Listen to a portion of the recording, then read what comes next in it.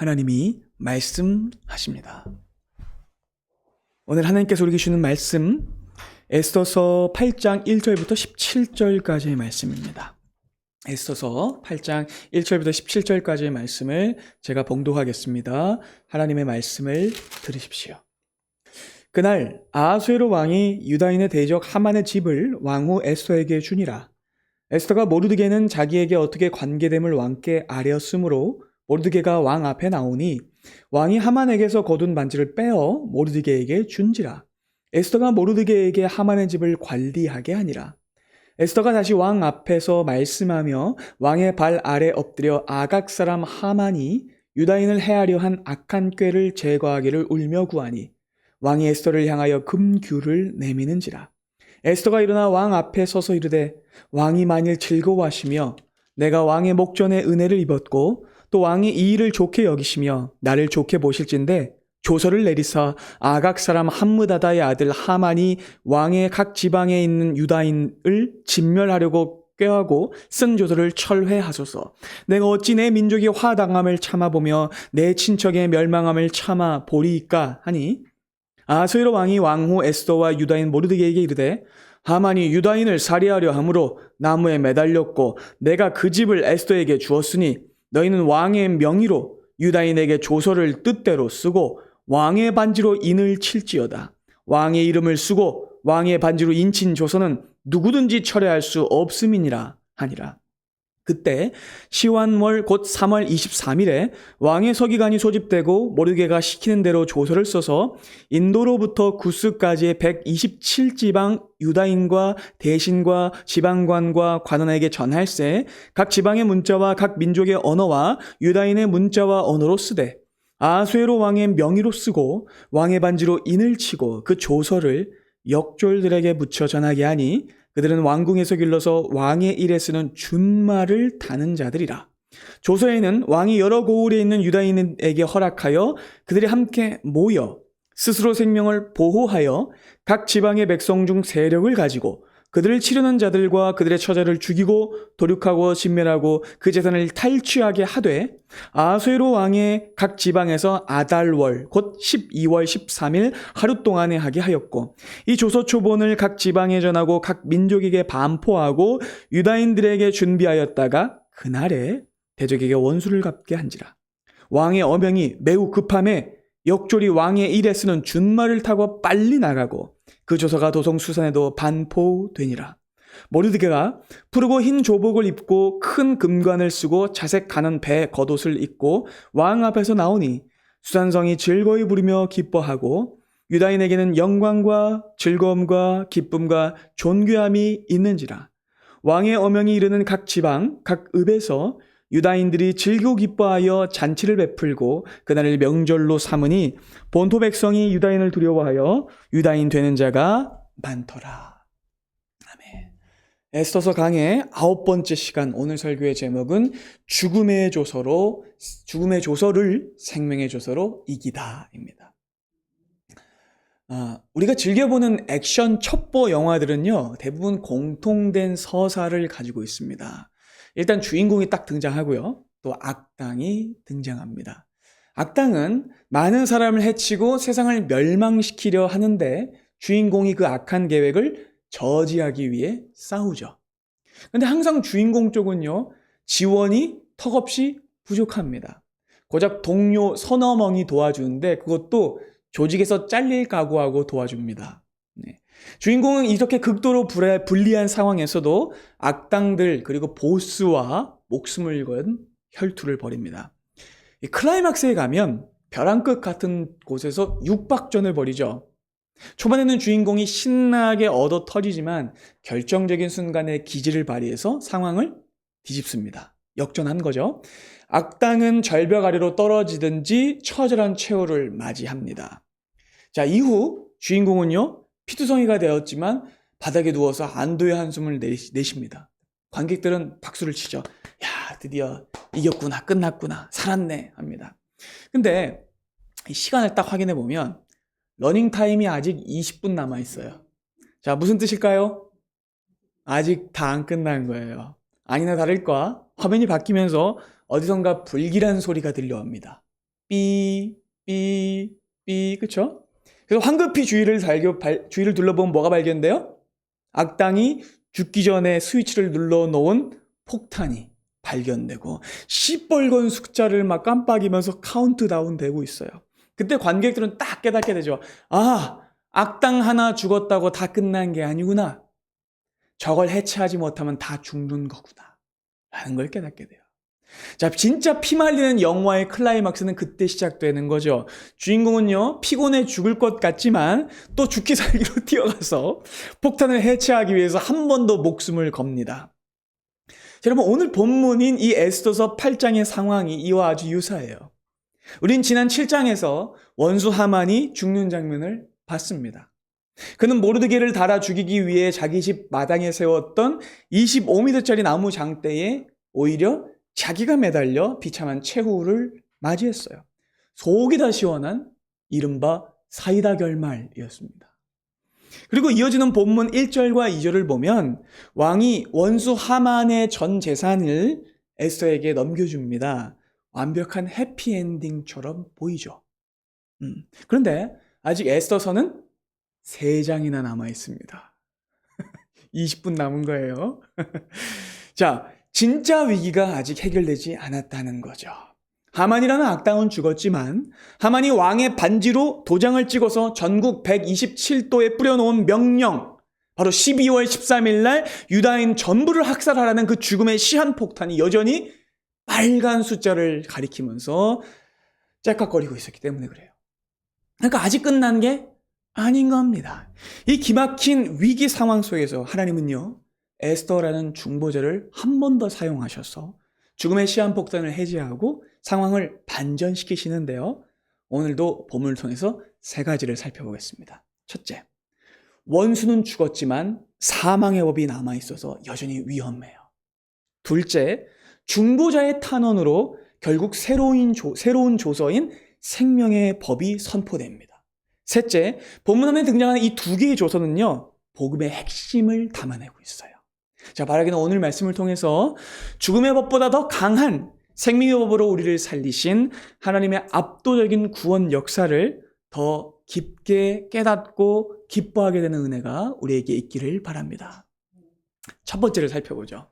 자, 원수는 죽었지만 사망의 법이 남아 있었기 때문에 위험은 여전했습니다. 자, 원수 하만이 죽었어요. 통쾌한 결말입니다. 눈만 뜨면 악을 행하고 매 순간 잘난 척하고 교만하게 울었던 그 사이코패스가 드디어 사라졌어요.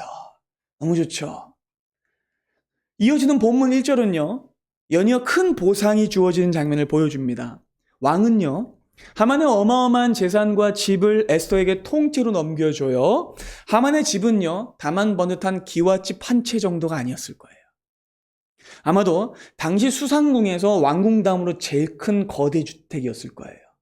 그리고 어마어마한 규모의 성에 버금가는 그런 저택이었을 거예요.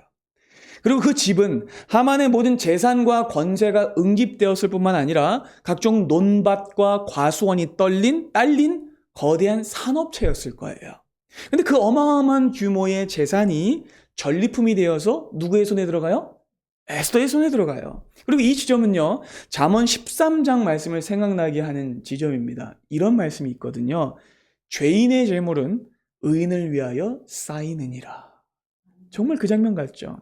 이제 에스더는요, 한 가지 사실을 왕 앞에 밝히게 되는데 그건 바로 모르드게와 자기의 관계였어요. 에스더는 모르드게가 자신의 사촌 오빠고 유일한 자신의 혈육이라고 말합니다. 그리고 그 말을 듣는 왕은요, 깜짝 놀랐을 거예요. 왜요?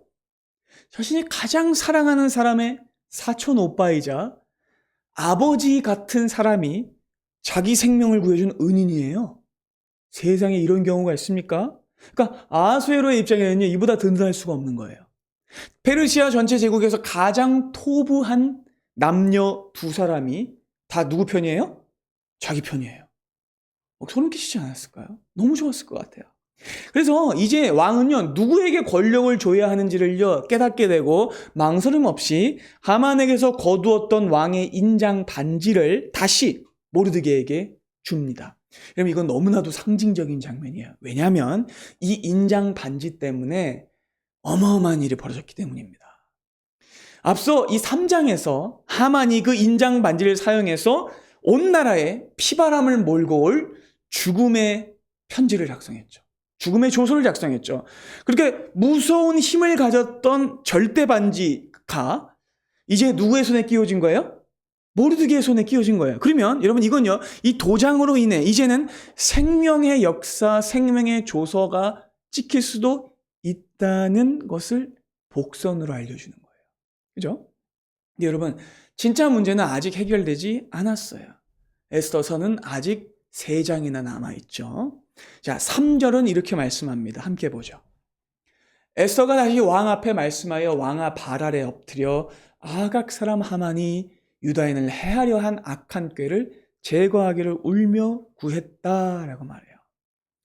에스더는요, 다시 왕 앞에 나가서 울며 엎드려 빕니다. 에스더는 원수 하만이 죽은 걸 봤고요, 그의 재산까지 다 차지했습니다. 그리고 모르드게는 왕의 반지까지 차지하게 됐어요. 페르시아의 총리 자리에까지 올랐습니다. 그런데 에스더는 또다시 왕 앞에 엎드려서 막 울고 있어요. 절절히. 그 이유는 하만이 작동시켜 놓은 죽음의 조서가 아직 해제되지 않았기 때문에 그래요. 바로 다음 절인 4절을 보면요, 그렇게 무릎 꿇은 에스더를 향해 왕이 금규를 내밀었다라는 내용이 나오거든요. 그 말인즉슨 에스더의 이 요청이 하만과의 잔치 자리에서 행해진 게 아니라는 말입니다. 자, 고대 페르시아에서 왕이 무거운 순금 지휘봉인 금규를 들고 있었다는 건 그 말은 왕의 집무 시간이었단 말이에요. 그러니까 사적인 휴식 자리에 있지 않았다는 얘기입니다. 어전에 앉아 있지 않았다는 얘기입니다. 그러니까 이 말은요, 하만이 죽고 어느 정도 시간이 지난 후에 에스더가 또 한 번 왕의 집무 시간에 부름도 받지 않고 자기 목숨을 걸고 또 한 번 왕의 뜰 앞에 섰다는 얘기입니다. 그러니까 그녀는 이미 커다란 보상을 얻었어요. 그런데 그 안전지대를 또 한 번 포기하고 사지로 걸어 들어갑니다. 왜요? 그 죽음의 조서 때문이에요. 본문 8장 안에는 이 조서라는 단어가 무려 10번이나 나와요. 이 8장 안에만. 그럼 여러분, 이 조서라는 말이 본문의 핵심이라는 말이에요. 하만은 죽어서 사라졌지만 그가 왕의 이름으로 인을 쳐서 전국에 뿌려놓은 학살 조서는 시퍼렇게 살아있는 거예요. 여전히 그 시한폭탄이 작동하고 있어요. 그래서 에스더가 또 한 번 목숨을 건 겁니다. 그녀는 어마어마한 대저택을 얻었지만 거기에는 마음을 두지 않았어요.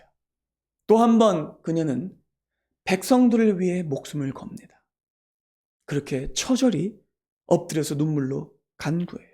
그리고 너무나 감사하게도 이번에도 에스더는 받아들여집니다. 4절부터 보시죠. 왕이 에스더를 향하여 금규를 내밉니다. 에스더가 일어나 왕 앞에 서서 말합니다. 왕이 만일 즐거워하시며 제가 왕의 목전에 은혜를 입었고 또 왕이 이 일을 좋게 여기시며 저를 좋게 보신다면 조서를 내리셔서 아각 사람 함므다다의 아들 하만이 왕의 각 지방에 있는 유다인들을 진멸하려고 꾀하고 쓴 조서를 철회해 주십시오. 제가 어찌 제 민족이 화당함을 보며 제 친척이 멸망함을 참아 보겠습니까? 라고 말해요. 여러분, 에스더의 이 말 앞에는요, 앞에 5절 한 번만 더 볼까요? 절절한 진심이 담겨져 있는데 무려 4중으로 절절하게 호소합니다. 특히 마지막 절은 이렇게 말해요. 폐하, 정말 저를 포부하게 좋게 보신다면, 정말 저를 사랑하신다면 새로운 조서를 내려서 죽음의 조서를 철회해 주세요 라고 해요. 근데 여러분, 본문이 좀 이따가 기록되어 있듯이 그건 쉬운 일이 아니에요. 왜냐하면 왕의 명의로 쓰고 왕의 반지로 인친 조서는요, 누구도 철회할 수 없어요. 본문에서 철회하다에 쓰인 단어는요, 단순히 없던 일로 하자, 뻥이야, 이런 단어가 아니에요. 이 단어는요, 왕이 공적으로 내린 중요한 조치를 합법적으로 무효화한다라는 아주 무거운 법정적 용어이기도 해요.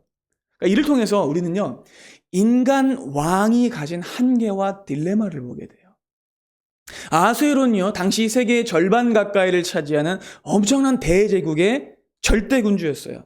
그러나 그도 제국의 권위와 나라의 법적 질서를 세우기 위해서는요, 함부로 조서를 철회할 수 없었어요. 그것이 혹 홧김에 내린 조서라고 할지라도 그냥 왕이 자기 마음대로 철회하거나 삭제하면 안 되는 거예요. 그리고 이것이 바로 모든 인간이 처해 있는 실존적 절망이자 현실적 한계입니다. 우리는 흔히 착각해요. 내 인생에 하만 같은 왼수 하나만 사라지면 모든 게 해결될 줄 알아요. 나를 괴롭히던 상사가 퇴사하고 나를 짓누르던 재정 문제가 조금 나아지면 당장의 해피엔딩이 올 것이라고 생각합니다. 근데 여러분 어디 그렇던가요? 사람 하나 사라진다고, 내 형편이 조금 펴진다고 곧바로 인생의 해피엔딩이 임하던가요? 아니죠. 사람 하나 바뀌고 현실 문제 하나 처리되었다고 해서 인생의 근본적인 문제가 해결되지는 않습니다. 우리를 짓누르는 무겁고 어려운 삶의 원초적인 굴레가 완전히 벗겨지지는 않아요. 왜냐하면 우리를 정말로 지배하고 있는 건 눈앞에 보이는 인간 원수가 아니라 죽음이라는 진짜 원수이기 때문입니다. 그러니까 그 죽음이라는 원수가 사라지지 않으면 진짜 문제는 해결되지 않은 거예요.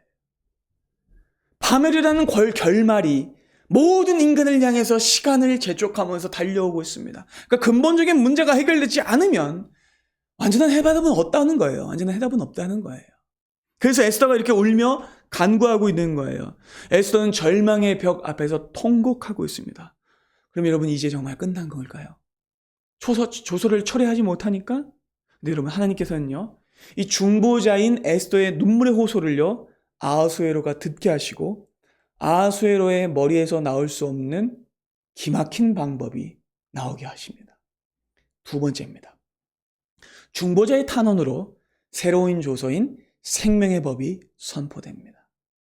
자, 왕은요, 놀라운 해법을 제시하는데 앞서 하만이 내렸던 조서를 철회하는 대신 그 조서를 덮어버릴, 그 조서를 이길 더 강한 새로운 조서를 쓰도록 명령하는 거예요.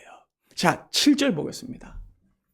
아하수에로 왕이 왕후 에스더와 유다인 모르드게에게 직접 명령합니다. 하만이 유다인을 살해하려 함으로 나무에 매달렸고 내가 그 집을 에스더에게 주었으니 너는 왕의 명의로 유다인에게 조서를 뜻대로 쓰고 왕의 반지로 인칠지어다. 왕의 이름으로 쓰고 왕의 반지로 인친 조서는 누구도 철회할 수 없다라고 말해요.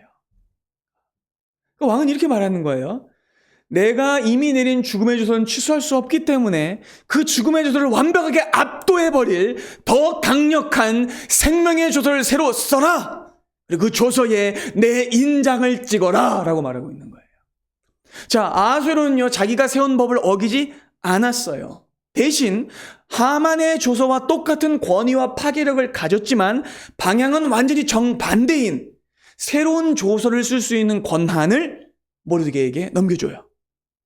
자, 그리고 이 원어 성경을 보면요, 8절의 문장 구조가 기가 막혀요. 앞서 3장에서 하만이 이 조서를 쓸 때 사용했던 두 동사가 그대로 반복돼요. 쓰다와 인치다라는 동사입니다. 왕은 모르드게에게 이렇게 말해요.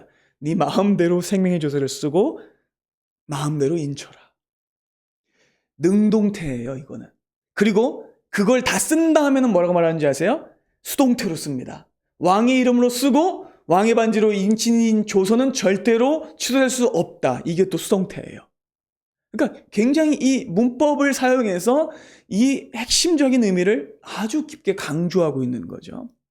그렇게 새로 쓰여진 생명의 조서가 앞에 쓰여진 죽음의 조서보다 더 강한 것이라는 것을 계속 강조하고 있어요. 자, 그렇게 왕의 전권을 위임받은 모르드게가 붓을 딱 듭니다. 그리고 붓으로 써요. 자, 때는 3월 23일이에요. 하만의 조서가 1월 13일에 반포되었으니까 70일 만에 판이 뒤집힌 겁니다. 저는 묵상하면서 70이라는 숫자도 뭔가 좀 의미심장하게 느껴져요. 자, 모르드게는요, 왕의 서기관들을 소집하고요, 새로운 조서인 생명의 조서를 이제 쓰기 시작합니다. 그 내용을 11절부터 보시죠.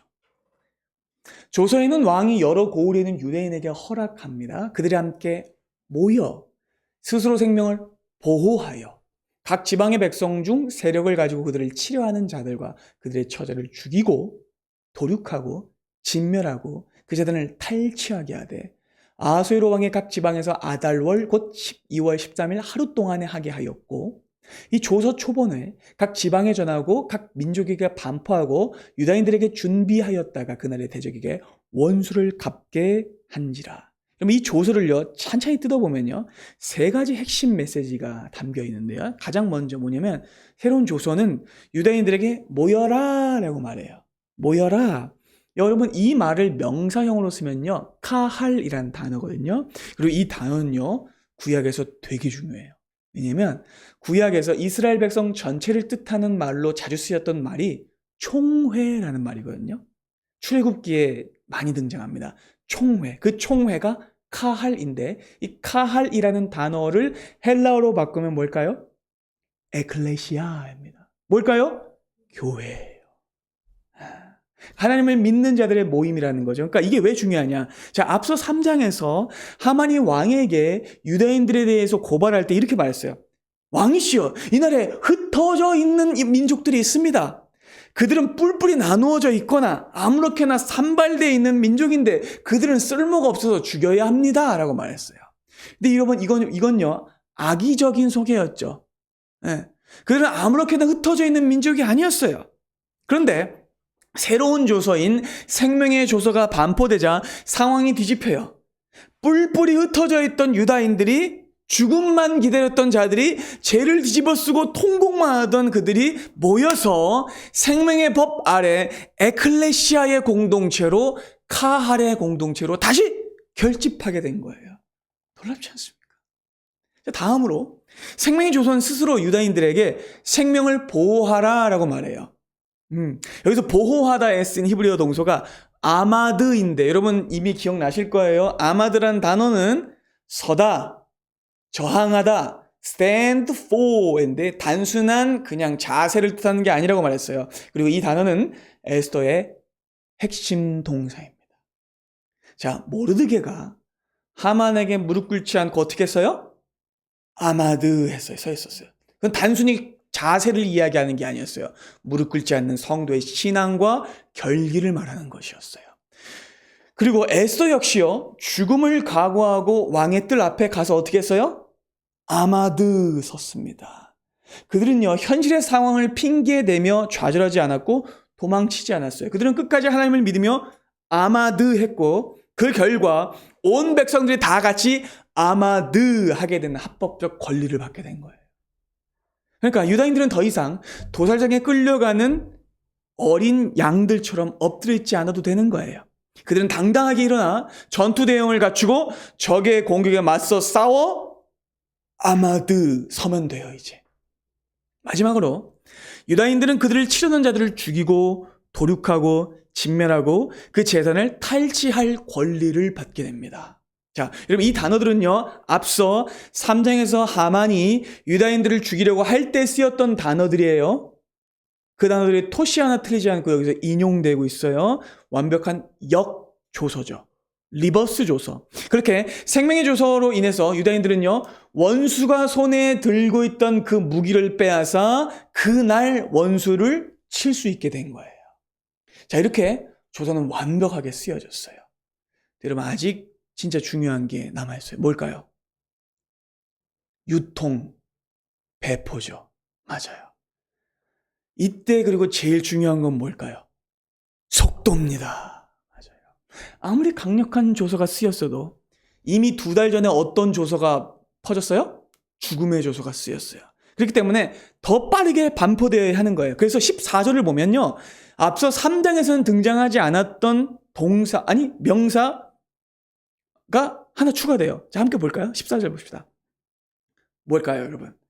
왕의 어명이 매우 급함에 역절이 왕의 일에 쓰는 준말을 가지고 타고 빨리 나가고 그 조서가 도서구선에도 반포됩니다. 여기서 준마라는 단어가 못 보던 단어예요.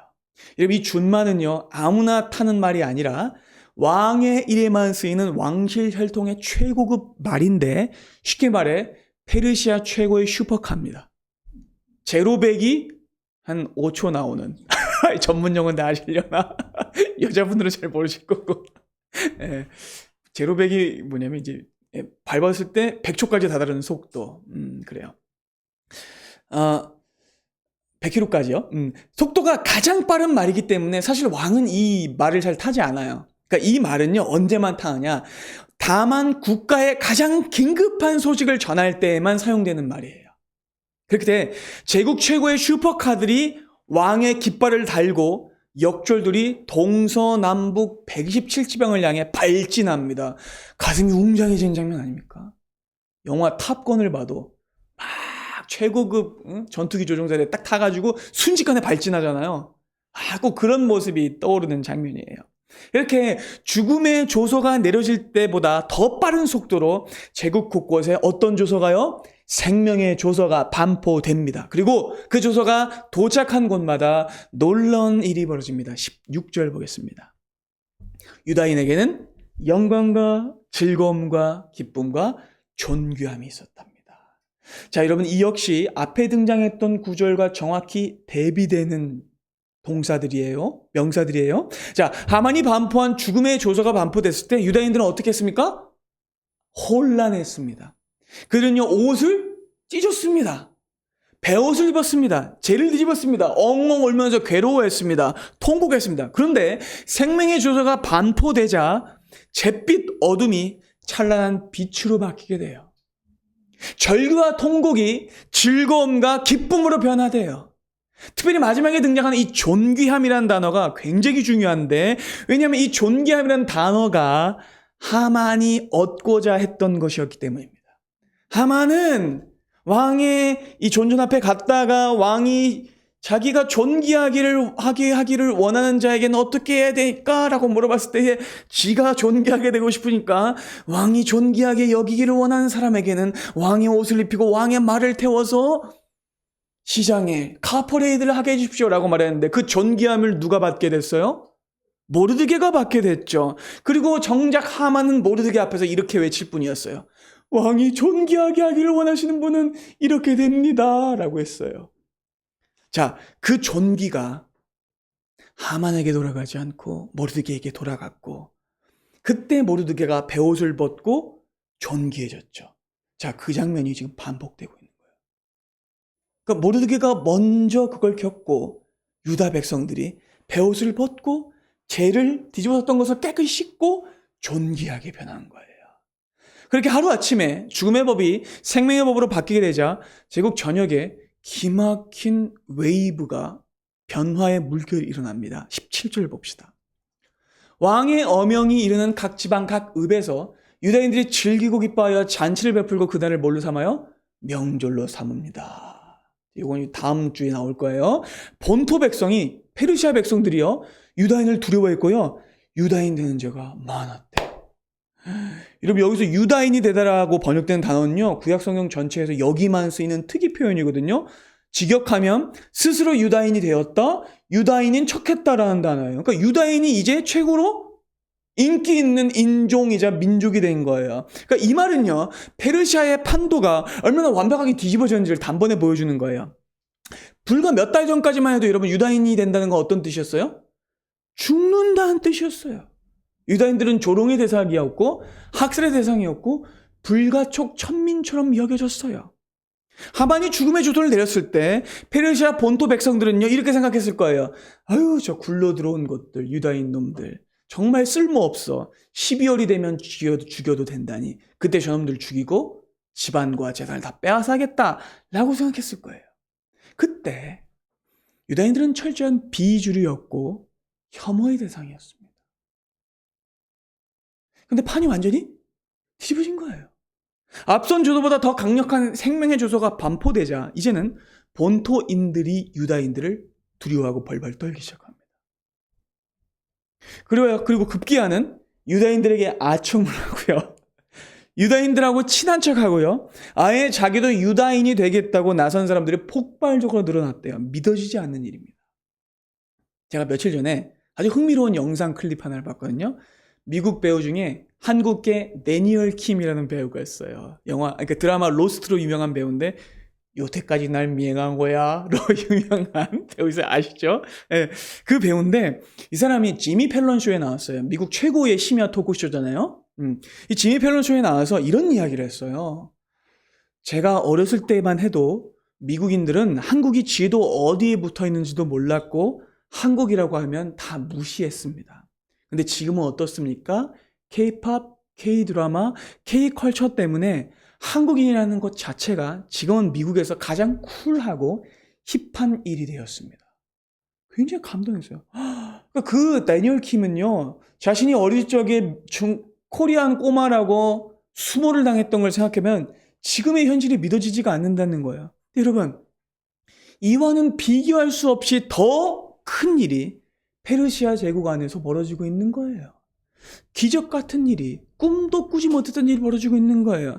지금까지 가장 천대받았던 사람들이 연말만 되면 꼼짝없이 죽임당할 위기에 처했던 그 사람들이 이제는 제국에서 가장 힙하고 가장 쿨하고 가장 멋지고 가장 존경스러워하며 사람들이 부러워하는 대상이 된 거예요.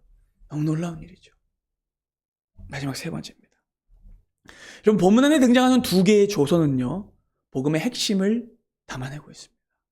여러분, 우리는 지금까지 2500년 전 페르시아 제국 안에서 벌어진 숨막히는 대역전극을 살펴봤습니다. 그렇다면 여러분, 왜 성령님께서는요, 이 이야기를 성경 한가운데 기록해 놓으신 걸까요? 유다인들의 민족적 자긍심을 고취시키거나 선민의식을 높이기 위함일까요? 아니에요. 성경은 그런 목적으로 쓰인 책이 아닙니다.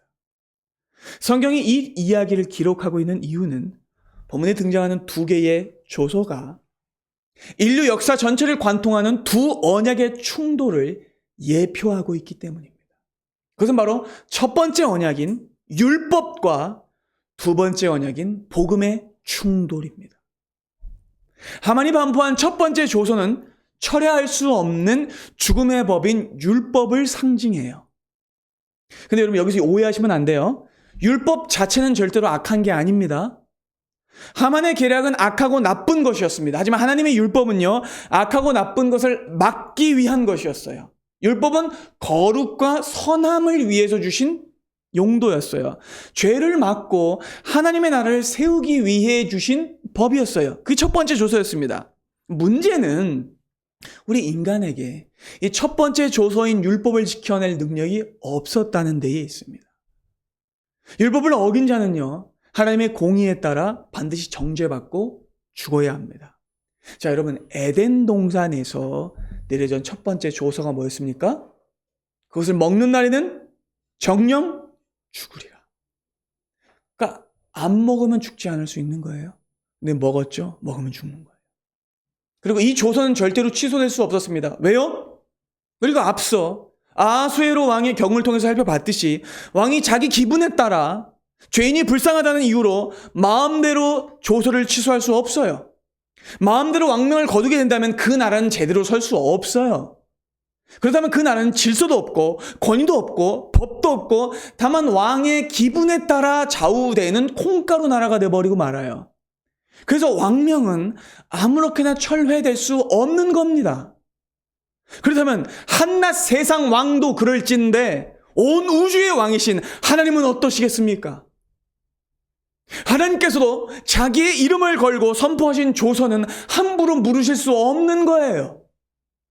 다만 죄인이 불쌍하다는 이유로 없던 일로 하실 수 없어요. 결국 모든 인간은요, 그렇게 하나님의 철회할 수 없는 율법의 조서 아래 갇힌 존재가 되었고 사형수 신분으로 떨어지게 되었습니다. 그런데 거기서 끝나지 않았어요.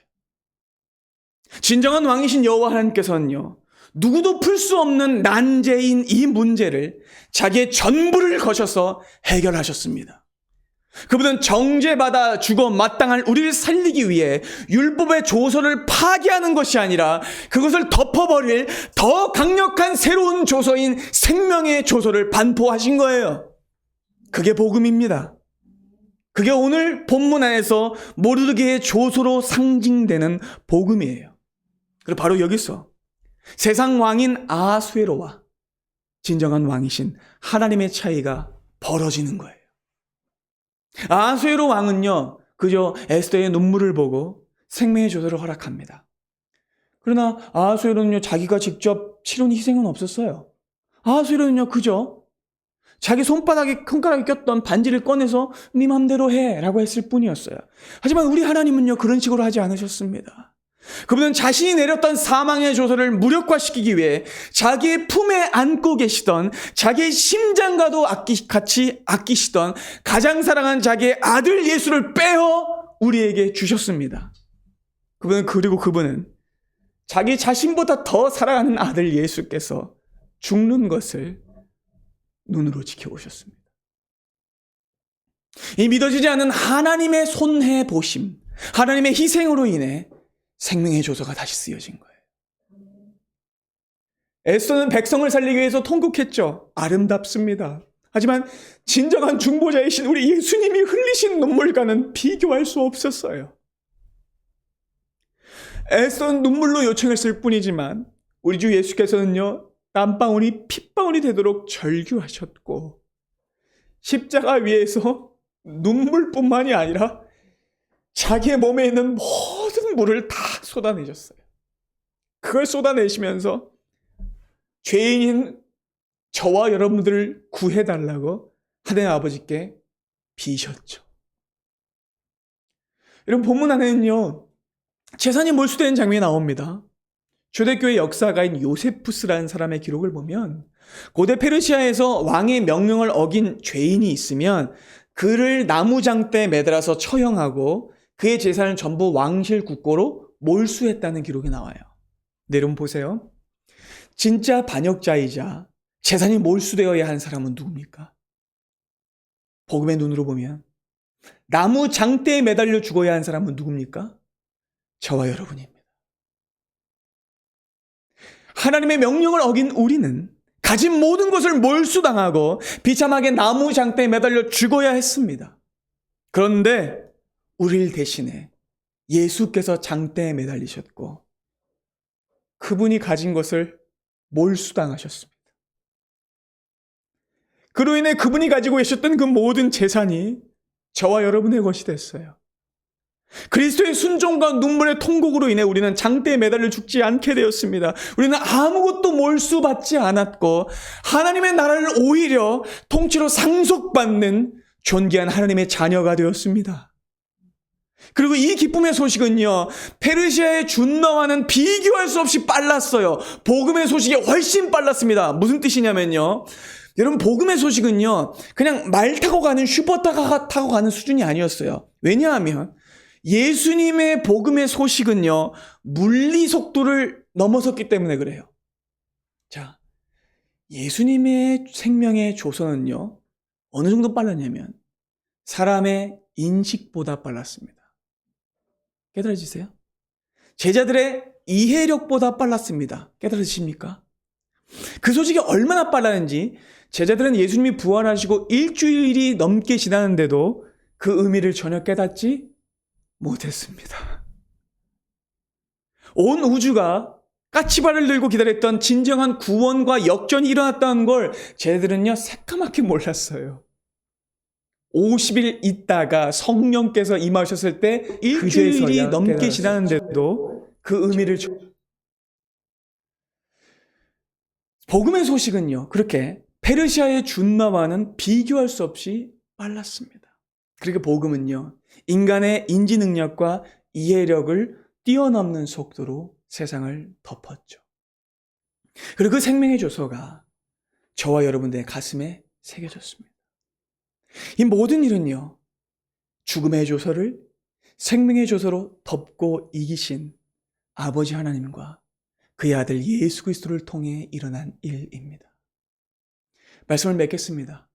사랑하는 여러분, 이 시대를 살아가는 성도들에게 신앙이란 무엇일까요? 그것은 여전히 산재에 있는 위험과 어려움에도 무너지지 않고 하나님을 의지하여 믿음으로 꼿꼿이 아마드 서는 것일 것입니다. 하나님을 신뢰하고 그의 아들 예수 그리스도가 이루신 일을 바라보며 생명의 조서 앞에 서 있는 것입니다. 물론 오늘 이후에도 사탄은요, 여전히 옛 조서의 찌꺼기를 들고 나올 거예요. 그래서 그걸 들고 야, 너희들은 죽어 마땅한 자들이야 라고 말하면서 여러분들을 속일 겁니다. 너는 죄인이야, 너는 끝났어, 너는 망할 거야. 근데 여러분, 속지 마십시오. 우린 더 이상 사망의 조소를 보며 덜덜 떠는 죄의 노예가 아닙니다. 사망의 법은 예수 그리스도의 십자가로 인해 완전히 박살났습니다. 그분의 피로 쓰신 생명의 조서가 저와 여러분들을 영원히 끝까지 지킵니다. 그러니 세상과 죽음의 법을 두려워하지 마십시오.